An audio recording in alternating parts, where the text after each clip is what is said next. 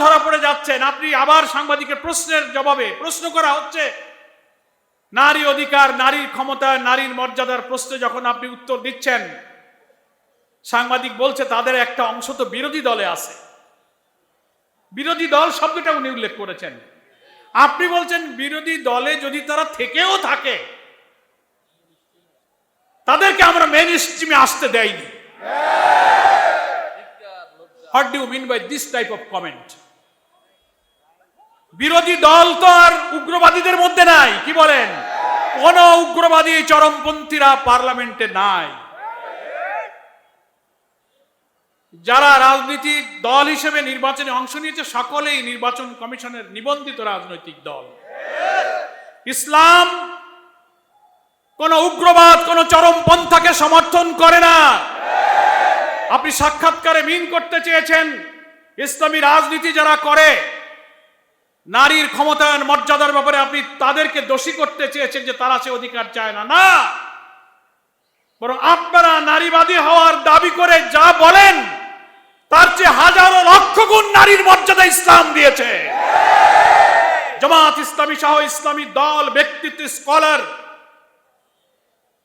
মহান আল্লাহ তাআলা কোরআন মজিদে আমাদের নারীদের যে অধিকার এবং সম্মানের কথা বলেছেন, প্রিয় নবী মুহাম্মদ মুস্তাফা সাল্লাল্লাহু আলাইহি ওয়াসাল্লাম হাদিস শরীফের মধ্যে বিদায় হজের ঐতিহাসিক ভাষণে নারীদের যে মর্যাদার কথা বলেছেন, আপনাদের কোন সিডও, কোন আন্তর্জাতিক সংস্থা আমাদের মায়েদের এই মর্যাদা, আপনাদের কোন দর্শন, কোন তত্ত্ব, কোন সংস্থা তা নিশ্চিত করতে পারেনি।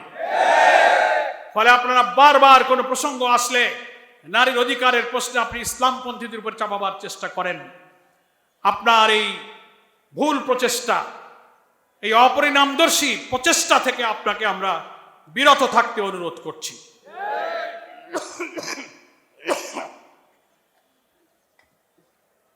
যতই আপনি ব্যাখ্যা দিয়ে বোঝানোর চেষ্টা করেন, আমি কোনো দলকে মিন করিনি।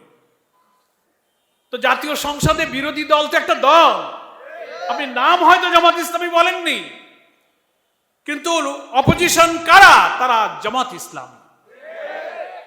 আমি আবারও আপনাকে ভিডিওটা দেখতে বলবো, অডিওটা। আপনি বলছেন তারা যদি বিরোধী দলে থাকেও তাদেরকে আমরা মেইন স্ট্রিমে আসতে দেইনি।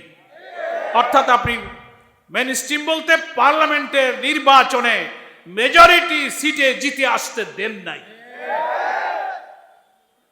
That is called election engineering. ফলে